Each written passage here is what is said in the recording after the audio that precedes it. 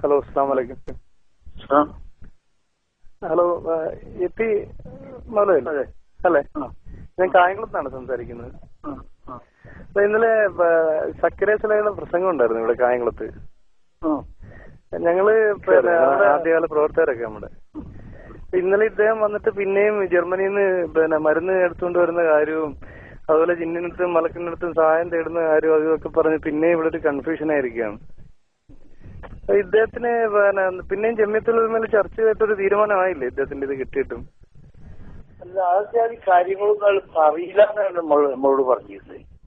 അല്ല, ഇവിടെ ഇന്നലെ വളരെ ഇതായിട്ട് വളരെ മോശമായിട്ട് രീതിയിലും ആ സംസാര രീതി തന്നെ ഇപ്പൊ ഹജ്ജൊക്കെ കഴിഞ്ഞ് വന്നിട്ടും ഭയങ്കര ഇതായിട്ടായിരുന്നു പറഞ്ഞത്. കായംകുളത്തുനിന്നോ? ആ, കായംകുളത്ത് ഇന്നലെ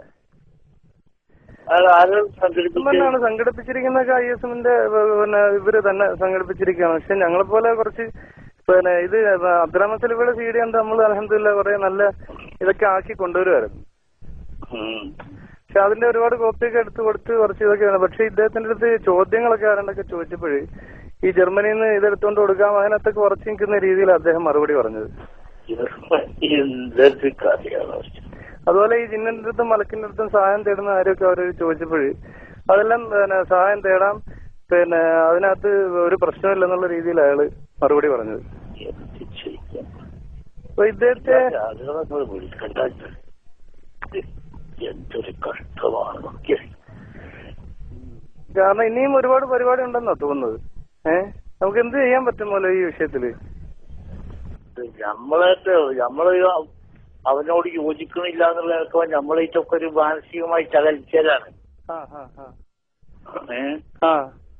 ആളുകള് ഇപ്പൊ ശ്രമിക്കേ വെയ്യുള്ളൂ. അയാളെ അങ്ങനെ വിളിക്കാതെ ഇരിക്കൽ മാത്രമേ ഇപ്പൊ ഇതിനൊരു മാർഗം കാണുള്ളൂ. പക്ഷെ കുറെ ആൾക്കാർക്ക് ഇദ്ദേഹത്തിന്റെ ഈ വളരെ തരംതാണ രീതിയിലുള്ള വർത്താനമൊക്കെ ഇഷ്ടമാണെന്ന് തോന്നുന്നു. പക്ഷെ പൊതുസമൂഹത്തിന് അത് ഇഷ്ടമാകത്തില്ലല്ലോ. അതെ, അങ്ങനത്തെ ആളുകളെ യോഗത്തിൽ പ്രസംഗിക്കാൻ ക്ഷണിക്കാതിരിക്കലല്ലാതെ എന്താ മാർഗം? അത് നമുക്ക് സംഘടനാപരമായിട്ട് ഇദ്ദേഹത്തെ ക്ഷണിക്കുക എന്നുള്ള രീതിയിൽ ഒന്നും കൊടുക്കാൻ പറ്റില്ല.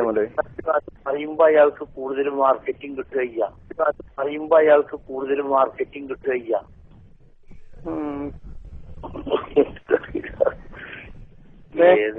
എന്തൊരു കഷ്ടമാണ്. നമ്മളിങ്ങനെ അവനിതിനെ സംബന്ധിച്ച് പറഞ്ഞിട്ടല്ല, ഞാൻ അങ്ങനെ പറയില്ല, പിന്നെ ഇതൊരു പ്രസംഗത്തിൽ ഞാനത് പറയില്ല എന്നൊക്കെയാണ് നമ്മളോട് പറയല്.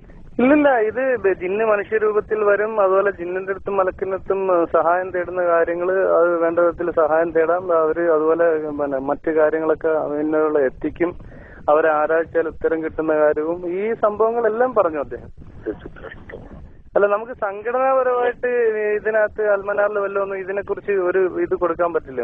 ഇതിനൊന്നും സംഘടന KNM ഇതിനകത്തൊന്നും ഒരു ഇതില്ല എന്നുള്ളത് കാണിക്കാൻ പറ്റില്ലേ? കേട്ടോ, ഈ സംഘടന എന്ന് പറയുന്നതിൽ ഈ ജാതി ആൾക്കാരും ഉണ്ടാവും. അപ്പം സംഘടന എന്ന് പറഞ്ഞിട്ട് സംഘടനയിൽ ഇവരൊക്കെണ്ടല്ലോ. പക്ഷെ അതല്ല, ഈ അധികം പ്രവർത്തകരും ഈ ഒരു രീതിയിലേക്ക് അങ്ങ് പോയിക്കൊണ്ടിരിക്കുകയാണ്. ഇക്കാര്യത്തിലൊക്കെ നമ്മൾ സംസാരിച്ചു കഴിഞ്ഞാൽ പോലും അവരൊക്കെ ഇതിനപ്പുറം വാദിക്കുന്ന ഒരു അവസ്ഥയിലേക്ക്, സക്കരേതിനേക്കാൾ വാദിക്കുന്ന അവസ്ഥയിലേക്ക് എത്തുകയാണ് ഇപ്പോഴും സാധാരണ പ്രവർത്തകർ, യുവാക്കള്. ഇതൊരു മോശം ഇതിലേക്കല്ലേ നമ്മൾ പോകുന്നത്?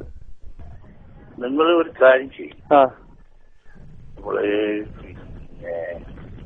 ഇങ്ങനെയൊക്കെ ഇയാൾ പറഞ്ഞു, അത് ഒരു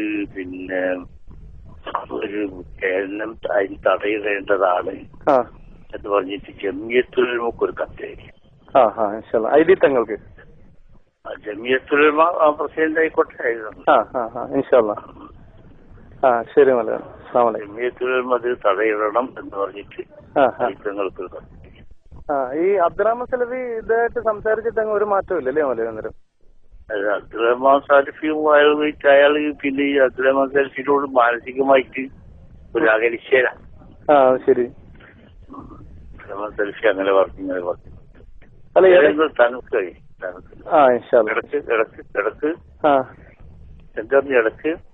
ഇടയ്ക്ക് അല്ല, ഇവര് തമ്മില് ഇദ്ദേഹം ഇതിനകത്ത് ജമിയത്തുൽ ഉലമയിലൊക്കെ അബ്ദുറഹ്മാൻ സലഫി ഈ വിഷയമൊക്കെ പറഞ്ഞതിന് ശേഷം ഇദ്ദേഹം ഒരു മറുപടി കത്ത് അയച്ചായിരുന്നല്ലോ.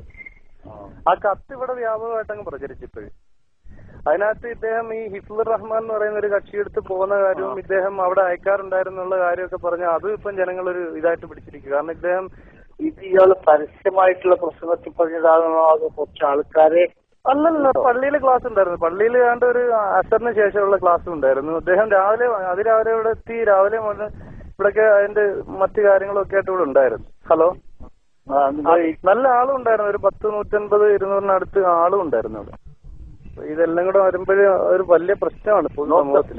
നിങ്ങളുടെ ഇൻഷാ അല്ലാഹ്. ശരി എന്നാ. അസ്സലാമു അലൈക്കും.